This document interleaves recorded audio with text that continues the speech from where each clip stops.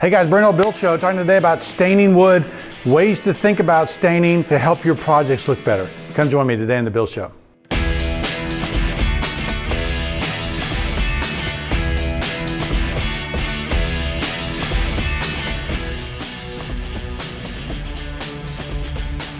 So there's kind of three things you need to consider when you're staining wood. Now, one is the cut of the wood, okay? One is the color of the stain. The third one is just the historic precedent and just kind of the historicity of it, okay? Realize that historically, we weren't really staining wood until probably the Victorian era, right? Now, why is that? Well, because we didn't really do a lot of stain grade woods in building until after the Industrial Revolution.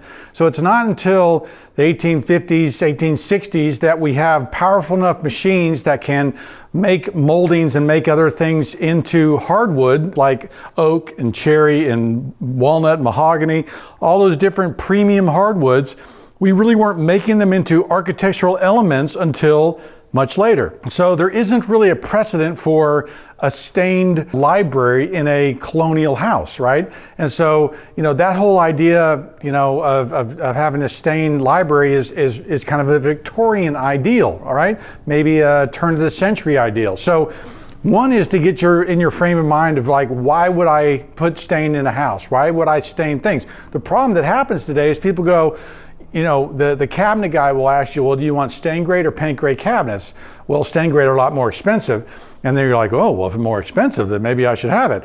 And so, but that doesn't mean better, right? That there's a story and there's a narrative to your house and to what's being told here, that I've got pictures of houses that have stain grade moldings that just look stupid, right? I mean, it just looks like these brown stripes that run around the room. It doesn't make it better. So one of the things I want to encourage you to do is that there is a precedent, okay, for staining woods in our houses that should be remembered as we, build better. If you are selecting the woods properly, if you are thinking about it with an historic precedent, then yes, it can be wonderful. But to just say, yeah, make it stain grade, can lead to a lot of problems. So understanding the historicity, understanding the story, understanding the narrative is a really important part to getting stain grade right. The second piece is understanding the cut of wood.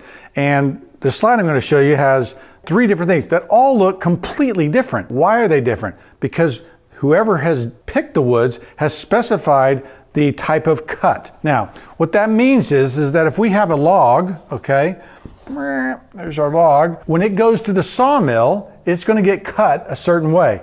Now, this piece of pine that would have been from a lumber yard, right? This is a 2x6. They didn't really worry about how they were cutting the wood, right? They'll go into it and they're going to be trying to cut it most efficiently so that they get the best wood out of it, right? Maybe doing this to get 2x10s, 2x6s or whatever they're doing. In that case, when you're doing building lumber, right, you are trying to be as efficient as possible. If you're doing furniture grade lumber and architectural lumber, they are much more careful about how they cut the wood. Now, essentially what happens is if you figure that our growth rings are like this, right? Depending on how I cut that, I get a different piece of lumber depending on where that piece of lumber comes from. This piece is a piece of plain sawn, okay? And whenever you see the kind of steeples in the wood, you're dealing with a piece of plain sawn. Now, this is a really wide piece of longleaf pine, but it actually has plain sawn, okay, rift sawn, and then quarter sawn, okay? And look what's happening to the grain. In the plain sawn area, I get the steepling, right? In the rift sawn area, it becomes kind of thinner and longer. And then look how tight the grain is over on the quarter sawn side, right? So each one of these different pieces of wood is going to display differently depending on the way it's cut.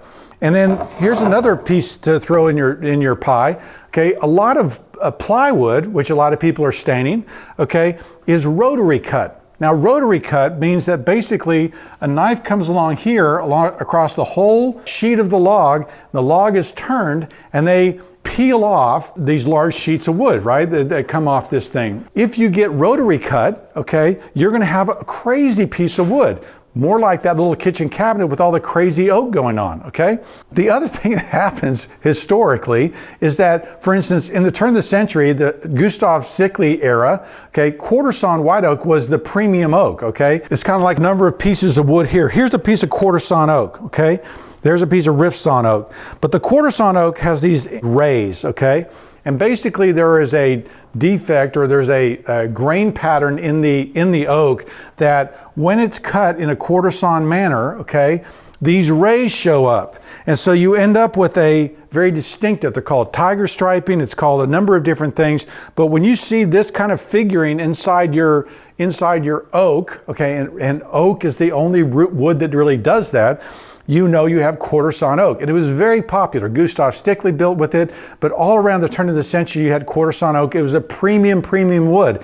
And so you see that a lot. In the 80s, right, you see rotary sawn, you see all this plain sawed wood, and sometimes kitchen cabinets can just be a mess. If the quarter sawn, the relationship of that angle to the end grain is between 60 and 90 degrees, okay, it's quarter sawn. It's that you don't see any of this plain sawn spiraling or steepling in the face of the board, and it has to do with the relationship of the grain on the face of the board. So I got 60 to 90, 30 to 60, 0 to 30, okay? Every wood seems to stain differently. For instance, if I had a piece of pine here, white pine is a terrible wood to stain because it gets cloudy and it gets blotchy and it's ugly, right? Maple is not a very good wood to stain, okay? And a lot of people will get maple cabinets and then stain them, and there's really no historic precedent for them. Oak is a wonderful wood to stain. It's open grain, okay? Maples and the pines are a closed grain. That means they don't accept the stain. Remember what a stain is, right? A stain is a pigment that you're putting over top of the wood. Walnut is a beautiful wood, right? But walnut's already kind of dark and chocolatey brown. Why would you even stain that? Here's what's going on, guys. I just got a wet rag, okay? And so I'm just gonna show you what happens to this wood when I apply stain to it, okay? And just look at this. This is a piece of antique oak, okay? And so I'm just gonna put some color on it. And this board really transforms, really changes, right? And if you just compare this to this, look what's happened. All those wormholes have all of a sudden exploded. And these dark lines have shown up a lot more. And the grain pattern you think you're going to get here doesn't really show up here. And so there's almost a learning experience that goes on with wood that you have to begin to consider the color and what's going to happen when the wood's stained so that you know what you're going to go get. This is a piece of quarter sawn oak, and you can see those little rays that are coming in through here, right? So I know that it's quarter sawn, but look what's happening with the character of that wood, right? Where those knots and checks are, that all of a sudden this becomes very vibrant, okay? And so staining the wood can be a magical thing, but it can also be a kind of a hot mess. So now what, okay? Well, the premium best, if you're gonna use oak, is quarter sawn white oak, okay? The next would be rift sawn. That cabinet I showed you that had a very even lines was rift sawn, okay? And so the third piece would be the antique piece, which is what, this piece is here where we have staining and other things. We have wormholes. There's a lot of character in there. And because it's antique, the wood's really tight grained. And so you don't have the big, gross, ugly lines going across your cabinet. Now, I would only use these antiques and character-filled woods if the story of the house suited that, right? If the story of the house would benefit from having these antique woods in it, right? So there's a bunch of things to consider, and please, if the point of this video, if nothing else, just don't throw stain grade details at your house as if that's going to be better. It isn't always. And so there's a lot of things to consider, and certainly using a rag and some water to test some different areas will really show you a glimpse at the end product. Okay guys, be sure to join the Patreon Passion for Craft, because there's a lot of information at the journeyman level that I'm dropping every week, highlighting great building techniques, highlighting the old way of building, Passion for Craft, bunch of great stuff. Be sure to join it. I'm Brent Hull.